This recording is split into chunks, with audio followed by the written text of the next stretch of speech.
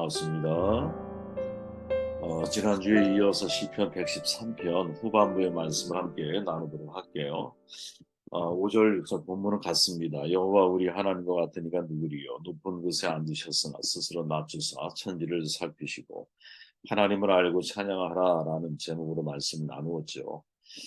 제가 중간에 있는 이 목차를 조금 더 앞에 이제 이해하기 쉽도록 적어놓은 하나님의 인간을 돌보시는 분, 우리와 동행하시는 분, 남은 두 가지는 자신을 비우고 생명을 창조하시는 분이라는 사실을 시인이 우리에게 전해주고 있죠. 시편 113편부터 118편까지 할례 시편 제1편입니다. 제1 할례 시편이라고 그러죠. 쉽게 말하면 할렐루야 하나님을 찬양하라는 말로 시작을 해서 할렐루야 하나님을 찬양하라는 이제 말로 귀결이 되어지는 할례 시편이다 이렇게 말을 할 수 있죠. 14편 전반부에 보면 할렐루야 여호와의 종들아 찬양하라 여호와의 이름을 찬양하라. 내가 하나님의 종된 의식을 가지고 있는 사람은 어떤 의식을 가지고 하나님을 찬양해야 하는가라는 질문을 가지고 말씀을 나누었죠. 그래서 지난 시간에 우리가 이제부터 영원까지 여호와의 이름을 찬송할지로다라는 구절을 통해서 하나님은 인간을 영원까지 돌보시는 분이시기에 찬양을 해야 합니다. 당신이 선택하신 사람에 대해서 하나님 포기하지 않으시죠. 그것을 잊지 말아야 된다는 거예요. 3절 말씀을 보니까 해 돋는 데에서부터 해 지는 데까지 여호와의 이름은 찬양 받으시리로다. 시간과 공간 속에서 하나님은 우리와 동행하신다는 것이죠. 이것이 하나님을 찬양해야 중요한 이유입니다. 임마누엘의 의미가 뭡니까? 하나님이 나와 함께 하신다는 거죠. 내가 숨 쉬는 바로 그 자리, 숨은 생명을 연장하게 만드는 거잖아요. 숨 쉬는 그 자리마다 하나님이 계시는 거예요. 이것을 인식하며 신전 의식 속에 우리의 삶을 살아갈 수 있는가? 이 질문을 스스로에게 한번 던져봐야 한다는 거죠. 후반부의 내용 5절 말씀을 보니까 높은 곳에 앉으셨으나 스스로 낮추사, 높이에서 깊이까지죠. 저는 사실 개인적으로 이런 표현을 되게 주목하는 편인데 해 뜨는 곳에서 해 지는 곳, 이제부터 영원, 높은 곳에서 깊이까지 스스로 낮추사 이렇게 표현하잖아요. 그죠? 하나님이 자신을 비우시는 분이다. 이런 말이죠. 저는 여러분 이 말이 사실은 예수님이 이 땅에 오셨던 가장 중요한 어떤 첫 번째 특징 가운데 하나가 빌립보서에서 사도 바울이 말하듯이 하나님의 자리에 계신 하나님이시지만 스스로 자기를 비워 종의 형체를 입어 사람같이 되시잖아요. 이걸 케노시스 형상이라고 그러죠. 저는 결국 예수를 잘 믿는다라는 것, 우리가 하나님을 잘 믿는다라는 것은 자기를 비울 줄 아는 사람이 된다는 것을 의미하는 게 아닐까 그런 생각을 해봐요. 내가 다른 사람을 사랑하려면 내 안에 에고, 내가 가득 차 있으면 안 되잖아요. 나를 자꾸 비워내야 다른 사람이 들어올 수 있는 마음의 한 편을 내어줄 수 있는 거죠. 마음의 한 자리를 내어줄 수 있는 거지. 내 자신을 완전히 비워냈다 하면 더 많은 사람, 더 많은 영혼들을 우리가 마음속에 담을 수 있는 것이 아닐까. 그죠? 케노시스, 비움이라는 뜻을 의미하는 헬라어거든요. 예수님이 자기 비움을 나타낼 때 쓰이는 말이에요. 하나님의 모든 특권을 포기하시고 인간의 몸으로 성육신 하신 것, 빌립보서 2장 7절에 있는 말씀처럼 자기 비움의 모습인 거죠. 십자가에 죽으시는 것. 남들이 볼 땐 하나님의 저주야. 그 저주를 바라보면서 하나님의 뜻을 이루기 위해 순종해 나아가시는 자기 비움의 완벽한 모습. 이게 비움의 극치인 거죠. 바울도 그리스도께서 자기를 비워 종의 형체를 가져 사람들과 같이 되셨다라고 증언을 하고 있죠. 예수님의 제자들의 발을 씻기시고 마침내 자기 목숨을 많은 사람의 대성물로 내어주셨다라고 기록을 하고 있죠. 위장된 겸손이 아니거든요. 실질적인 겸손이에요. 행동으로 나타나는 겸손. 행동으로 표현되지 않는 자기 비움은 없다라는 거죠. 우리가 말로 아무리 내 자신을 비운다라고 말해도 내가 정말 비운 자리에 위치에 서 있지 않으면 아무도 나를 비웠다라고 이야기하지 않아요, 여러분. 신앙이 여러분 그냥 단지 어떤 그 상상 속에 혹은 이 관념적인 신앙인으로 종교인이죠, 종교인. 관념적인 종교인으로 전락하게 만든 것이 뭐냐면 자기를 비웠다라고 말하는데 나는 비운 내 자리에 서 있지 않는 거야. 이게 되게 무서운 말이에요, 여러분. 가만히 생각해 보세요, 그죠? 입으로는 다 비웠어. 근데 삶의 자리는 비움의 자리에 서 있지 않아. 예수님은 그런 분이 아니라는 거죠. 하나님의 아들의 자리에 포기하고 사랑의 형체를 입어 사람처럼 이 땅에 오셨어요, 그죠? 그리고 비움의 과정을 다 지나시면서 마지막에 십자가에 달려 돌아가시기까지 자기를 완벽하게 비워내셨어요. 내 뜻이 아니라 아버지의 뜻이 나를 통해 이루어지기를 원합니다. 라는 고백을 통해서 자아실현의 삶이 아니라 하나님이 내게 하라고 주신 일을 목적으로 인생을 살아가신 분이라는 것. 이게 세상과 정확하게 역행하는 삶이라는 것을 우리는 깨달아야 된다고 봐요. 현대병이 뭘까요, 여러분? 비용 아니요. 체험이 목적이라는 거죠, 현대의 병은. 과욕, 과식, 과로. 대표적인 거죠, 여러분. 욕심이 잉태하잖아요. 그 죄를 낳는 거야. 죄가 장성하잖아. 더 채워진다라는 거거든요, 점점 더. 그죠? 그러니까 사망에 이르는 거야. 이 세상은 여러분 더 높이 더 많이 더 크게 채우기 위해서 치열한 경쟁을 해요. 욕망 끝이 없다고 말했잖아요, 여러분. 밑 빠진 독인 거예요. 계속 아무리 무엇을 갖다 놓고도 여러분 채워지지 않아요, 인간의 욕망. 인간의 욕망이 채워지려면 우리가 하나님 앞에 담겨야 돼요. 마치 달마의 놀자에서 나오는 여러분 그 영화 전에 얘기했잖아. 깨진 항아리를 어떻게 물을 채워? 연못 속에 담그는 거거든요. 우리의 삶이 하나님에 완전히 담겨져 있을 때 우리는 여러분 아무것도 없는 것 같지만 진짜 모든 것을 가지고 있다라는 마음의 풍요로움이 있고요. 남들이 볼 때 나를 어떻게 보고 사회적인 지위가 어떻고 내 인성이 어떻고 내 신분이 어떻고 아무리 뭐라고 이야기를 해도 우리의 내면에서는 나는 하나님의 아들이라고 하는 하나님의 자녀라고 하는 이 확고한 믿음이 나를 어떤 자리에서 당당하게 만들어 나아갈 수 있는 거거든요. 저는 예수님을 좋아하지만 기독교는 좋아하지 않아요. 기독교인들과 예수님은 너무나 딴판이기 때문이에요. 기독교인들은 예수님을 따르지 않아요. 다만 예수님은 의식적인 예배와 행사만으로 진리해요. 정확하게 간디가 한 말이거든요. 이 표현 그대로가. 그런데 제가 압축해서 짧게 말씀을 드렸지만 이 말 그대로 간디가 한 거예요. 충고와 가슴에 와닿죠. 오늘날 교회 세상에 어떻게 비춰지고 있을까? 사실 개인이든 집단이든 간에 욕망 탐욕으로 가득 찬 이 번영신학의 세속 논리가 우리 안에 깊숙하게 자리 잡고 있거든요. 가끔 저는 큰 교회 목사님들, 제가 말하는 큰 교회 사이즈를 말하는 거예요. 그런 분들은 이제 재력이 있으니까 인터넷 혹은 방송 혹은 매체를 통해서 자신의 교회를 홍보하고 꾸준히 그걸 해가고 계시잖아요. 그죠? 근데 그런 분들의 글이나 이런 책들이나 이런 걸 읽어보면 가끔 여러분 등골이 오싹할 때가 있어요. 어떨 때 오싹하냐면 그냥 되게 사실은 건전하고도 성경적인 진리의 말씀으로 출발을 했는데 마지막은 항상 이러면 복을 받습니다. 이런 형태의 귀결로 이제 내용이 마무리가 되는 목격하게 되거든요. 그때마다 여러분 이게 정말 무엇을 목적으로 이 진리가 이제 기록되어져 있는 거지? 여기에 대한 질문을 던지게 되고, 야, 이렇게 메시지가 전달이 되었을 때는 사람들이 자기도 모르는 사이에 번영 신학이 내 안에 스며들어오고 있는데 그거를 감지하지 못하는. 그죠?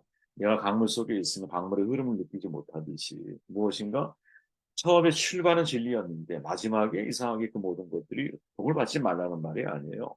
그 흐름의 결론이 결국에 복으로 이게 마무리가 되고 있는 장면들을 목격할 때마다 야, 이게 진짜 위험한 거구나 그런 생각을 하게 되거든요. 혼합주의라는 게 그래서 무서운 거죠. 혼합이 되어 있으면 여러분 그 속에 하나님의 말씀 진리도 있고 세상의 진리도 있기 때문에 세상의 진실도 있기 때문에 어떤 게 진짜 옳은 것인지 우리는 머릿속에서 혼동이 오게 되거든요. 그리고 이게 우리에게 익숙하게 길들여지기 시작하면 세상 속에서 나를 구분해서 인생을 살아간다는 어떤 게 진짜 신앙인의 길이라고 하는 것에 이 혼란이 오기 시작을 해요. 여러분 성경은 그렇게 우리에게 혼란을 주는 진리가 아니잖아요. 세상은 상향적인 세상이지만 하나님은 우리에게 무엇을 우리는 하향적인 삶을 지향하라고 말씀하고 계시죠. 세상은 돌이 떡이 되게 만들 정도의 생존에 집착하는 인생을 살아가게 만들지만 우리는 생존 필요 없다라는 게 아니야. 네? 우리 어제 말씀 나눴잖아요, 여러분. 하나님의 입에서 나오는 말씀으로만 사는 게 아니에요. 네? 그러니까 하나님의 말씀으로만 사는 것은 아니지만 생존을 위해서 인생을 살아가는 것은 아니고 생존이 무엇 생명을 낳기 위해서 인생을 살아가는 거예요. 사람들에게 인정받는 것, 주목받는 것, 내가 높아지는 것 다 선호해. 세상은 그래요. 하지만 우리는 낮아져가는 것. 그죠? 오직 하나님의 인정만을 내가 바라고 살아가는 것. 그리고 하나님의 심판에 대한 그런 믿음을 가지고 오늘을 내가 지혜롭게 살아가는 것에 대해서 우리에게 이야기해주고 있거든요. 이게 다 사실은 여러분 그 자리에 내가 서 있어야 한다. 예수님의 비움은 여러분 체험이 목적이에요. 비움 자체가 목적인 것은 여러분 수도성 다른 종교에서나 말을 하는 것이고 비움의 목적이 뭐냐? 체험의 목적입니다. 이때의 체험은 뭐냐? 그 높은 하나님의 자리에서 내가 사람이 되시는 것이. 이걸 우리에게 비유해 본다면 여러분, 내가 어, 이 세상은 여러분 나를 예수님을 시험했던 사탄의 세 가지 시험처럼 끊임없이 나랑 상황 부합의 시험, 상황에 맞춰 인생을 살아가라고 나는 시험을 해요. 이목 집중의 시험, 끊임없이 사람들의 눈치, 사람들을 의식하며 인생을 살아가라고 말해요. 권력 확보의 시험, 끊임없이 높아지라고 나에게 이야기를 해요. 이거를 역행해야 되는 거거든요. 그래서 오히려 하나님의 자리에서 사람이 되었던 것처럼 내가 어떤 하향적인 삶을 지향해 나아가는 삶의 모습을 기꺼이 내가 섬기는 자리에서 희생하는 삶의 모습을 통해서 여러분 미 해병대에서 전에 그런 얘기 드렸죠. 그런 영상이 하나 있습니다. 어떤 대위가 전쟁에서 부하들과 미 해병대원이 싸우다가 부하들이 목에 총을 맞고 이제 후송을 해야 하는 상황이 실제 있었던 일이에요. 후송을 해야 하는 상황이 된 거야. 그런데 그 친구들은 이 헬멧, 방탄 헬멧에 카메라를 달잖아요. 카메라에 그대로 찍힌 거야. 그 대위가 그 부하를 이렇게 막 자기가 대장이니까 리더잖아 보니까 부하를 쫙 어떻게 살리기 위해서 막 애를 쓰고 마지막 헤어지는 과정에서 그에게 이마에 입맞춤을 하면서 눈시울이 푸려지는 장면이 나왔어. 사람들이 이게 이제 알려지기 시작하면서 어떻게 저렇게 어, 저 전장이라고 하는 위험 속에서도 사람에 대한 저런 존중심이 저렇게 자발적으로 저렇게 자연스럽게 나올 수 있을까? 여기에 대한 의문이 막 이제 제기되기 시작하면서 어떤 결론이 났냐면 미 해병대의 훈련에서 그게 나와 이제 훈련이 되었다라는 거죠. 어떤 훈련이냐 그런 거예요. 미국 해병대의 그 식사 습관 가운데 하나는 최하위 제일 낮은 계급이 낮은 사람이 가장 먼저 식사를 하고 계급이 제일 높은 사람이 가장 나중에 식사를 하고 왜 이 문제를 거론했느냐? 그런 거라는 거죠. 우리가 진짜 낮아지는 삶을 살아간다는 것은 일상적인 삶에서 나의 행동을 통해 그것이 훈련되어졌을 때 결정적인 순간에 그게 내 몸으로 표현되어진다는 거죠. 저는 이 말을 정말 이렇게 인정하지 않을 수가 없어요. 인정하지 않을 수가 없어요. 어떠한 자리에서도 내가 제일 나중에 식사를 하려고 하고 사실은 물론 뭐 그게 매번 지켜지지는 않죠. 하지만 그러한 훈련된 삶의 모습, 어떠한 자리에서는 내가 낮아지려고 제일 힘들고 어려운 일을 내가 해주려고 제일 땀을 많이 흘리는 내가 노력을 내가 해주고 이런 모습을 우리가 행동으로 그러니까 비움 자체가 목적이 아니라 그러한 적극적인 삶의 자리에 나를 세워나가는 과정들을 통해서 내가 진짜 이게 결정적인 순간에 그것이 행동으로 표현되어지는 것이지 그러한 훈련이 없을 때 그러한 삶의 결과는 만들어지기가 어렵다라는 거죠. 저는 이 말에 100% 공감하고 네. 나머지는 한번 읽어보시길 바라고 구절 말씀을 한번 볼게요. 또 임신하지 못하던 여자를 집에 살게 하사 자녀들을 즐겁게 하는 어머니가 되게 하시는도다. 이게 뭐 중요한 내용인가 이렇게 생각하실 수 있는데 저에겐 중요하게 다가왔어요. 왜? 아까 제가 말했죠. 극과 극을 이야기하고 있다고 시인이 불임 여성이 어머니가 되게 하신 것. 야, 이 하나님의 생명을 창조하시는 분이시구나. 매우 중요한 메시지죠. 여러분 시인은 지금 임신하지 못한 여자 어머니가 되게 하시는 찬양하라고 말을 하고 있는 거예요. 할렐루야. 그거로 마무리하고 있어요. 여러분 임신하지 못하는 여자 하면 떠오르는 게 누구예요? 아브라함의 아내 사레죠. 사레. 이름 바뀌기 전에 이름이에요. 임신하지 못하는 대표적인 여성이잖아. 그가 하나님을 결정적으로 믿게 되고 받아들이게 된 사건 가운데 하나가 그죠? 내 생리가 끝나서 더 이상 여성으로서의 출산 기능이 내가 멈췄어. 그런데 그에게 아들이 있을 거고 어머니가 될 것을 약속을 하거든요. 여러분 성경의 내용 보면 되게 재밌어요. 창세기 11장에 이렇게 말하죠. 아브라함과 나홀이 장가들었으니 아브라함의 아내 이름은 사레며 나홀의 아내 이름은 밀가니 하란의 딸이요. 하란이 밀가의 아버지이며 또 이스라엘 아버지더라. 사렘이 임신하지 못함으로 자식이 없었다. 이렇게 정도는요. 그런데 이 사례가 엄마가 아니라는 사실은 반대로 말하면 아브라함은 아빠가 아니라는 거죠. 그죠? 아브라함이 그 마음을 가지고 하나님께 이렇게 말해요. 아브라함이 이르되 주 여호와여 무엇을 내게 주시려 하나이까. 나는 자식이 없사오니 나의 상속자는 이 다니엘 사람 엘리에서입니다. 자기가 아버지가 아니라는 사실을 분명하게 밝히면서 내게 씨를 주시리라 그게 하나님이신데, 즉 생명을 주셔야 될 분이 당신이신데 당신이 생명을 주지 않으니까 나는 살아갈 수가 없고 아버지가 될 수가 없습니다. 이렇게 말하죠. 그때 하나님이 아브라함에 하신 말씀이 내 몸에서 날 자가 내 상속자가 되리라. 내 자손이 이어받을 것이다. 이렇게 말씀하세요. 그리고 창세기 17장에 가면 다시 이렇게 말하거든요. 내가 너로 심히 번성하게 하니 내가 내게 민족들이 나게 하며 왕들이 내게로 나오리라. 아주 분명하게 두 번, 세 번에 걸쳐서 하나님이 아브라함에게 네가 아버지가 되리라. 이렇게 말씀을 하세요. 그리고는 같은 말씀을 누구에게 하느냐? 사레에게 해요. 사레에게. 하나님이 아브라함에게 이르시되 내 아내 사레는 이름을 사레라 하지 말고 사라라. 내가 그에게 복을 주어 그가 내게 아들을 낳아주게 하며 내가 그에게 복을 주어 그를 여러 민족의 어머니가 되게 하니 민족의 여러 왕이 그에게서 나리라. 여러분 이게 되게 사실은 신중하게 우리가 생각해 봐야 할 문장이거든요. 왜냐하면 우리는 살아가면 여러분 그 뜻을 어떻게 보통 이해합니까? 열방의 어미, 열방의 아비 이런 식으로 이제 아브라함과 사라의 이름 습관적으로 그렇게 우리는 받아들이죠. 근데 여러분 사라 혹은 사레라고 하는 원래의 히브리어 뜻은 뭐냐면 지배자란 뜻이에요. 지배자. 그런데 왜 우리는 열국의 어미, 열방의 아비 이런 식으로 우리가 그 의미를 받아들이고 이해하고 있을까? 그러면서 성경은 뭐라고 말하냐면 네가 엄마가 될 거야 이렇게 말을 해주고 있거든요. 저는 이게 여러분 주목해야 할, 한 번쯤 생각해 봐야 할 중요한 표현이라고 봐요. 하나님은 불임하고 있는 사례라고 하는 여인을 통해서 어머니, 즉 생명을 낳는 존재를 통해서 그의 삶을 완전히 바꾸어 가시는 것이죠. 바꾸어 가시는. 어떻게 바꾸시느냐? 하나님의 마음을 더 깊이. 진짜 하나님이 생명이 하나님께 있다라는 것뿐 아니라 그 생명을 낳는 어머니가 되기 위한 과정을 통해서 진짜 하나님이 인간을 향한 마음과 사랑이 무엇인지를 경험하게 하시는 중요한 사건이 이 속에 포함되어져 있는 것이 아닐까 그런 생각을 해보게 됩니다. 작전 이상의 글이에요. 왜 어머니가 된다라는 표현 자체를 성경은 사례라고 하는 여인을 말하면서 남편인 아브라함에게는 네가 아버지가 되리라.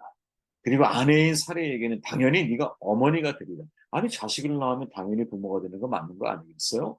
그런데 왜 아버지와 어머니라고 하나? 나는 굳이 그렇게 본래의 그 이름 속에 담겨 있는 의미가 아님에도 불구하고 왜 그렇게 강조하고 계시느냐?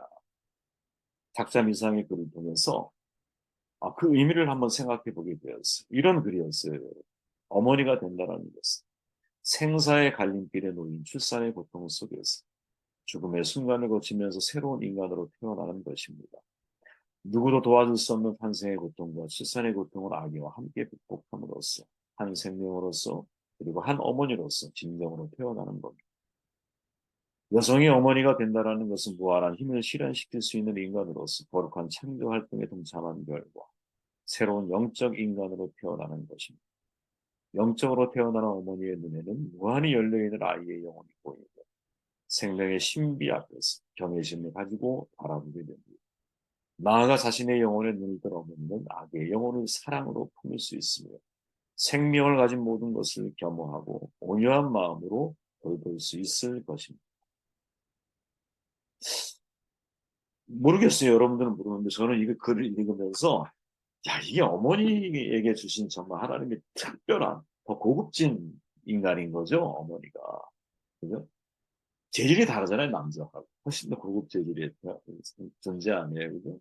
그런데 아이를 내가 임신하며 아이가 내 몸에서 자라가는 과정을 통해 정말 하나님의 마음을 가까워지는 것이죠. 내가 다시 태어나는 거죠. 그냥 여자에서 어머니로 다시 태어나. 이건 남자는 느끼지 못하는 거예요, 여러분. 우리 어머니들만 느낄 수 있는 거거든요. 그죠? 그냥 한 인간에서 이제는 내가 생명을 낳는 존재로 내가 다시 태어나. 이걸 영적인 각도로 해석을 해보면 이제는 정말 내 안에 영혼이 자란다라는 것을 경험하는 삶을 어머니에게 주어져 있는 특권이라는 거. 그냥 그냥 아들을 낳게 하면 되지. 그 과정이 굉장히 진지하잖아요. 아브라함 또 사례를 향한 그 과정이. 약속하신 이후에 한 25년 시간이 흘렀음에도 자식이 없었잖아요. 그러니까 그 과정 속에서 계속 거론하고 있는 어머니, 아버지라고 하는 표현. 특별히 이제 어머니라고 하는 이 표현은 정말 중요한 표현으로 우리가 이해를 해야 하는 단어가 아니겠는가. 왜? 하나님이 생명을 우리에게 주시는 분임을 동시에 이 어머니라고 하는 이 특화된 존재는 그 생명이 내 안에서 자라는 삶을 몸으로 경험을 해야 하는 존재인 거죠. 그래서 어머니는 위대한 거예요. 저는 모든 어머니에게 찬사를 드립니다. 결코 남자들은 경험할 수 없는 하나님의 창조 활동에 여러분들은 참여하시는 분이시잖아요. 그런 여러분들의 삶이, 저와 여러분들의 삶이 정말 거룩한 생명을 내 안에서 잉태하고 창조에 나아가 죽는 그 순간까지 그게 단 한 명의 영혼이라는 사람. 그 영혼을 새롭게 만들고 탄생시켜 나아가는 그러한 저 여러분들이 되시기를 주의 이름으로 축원합니다.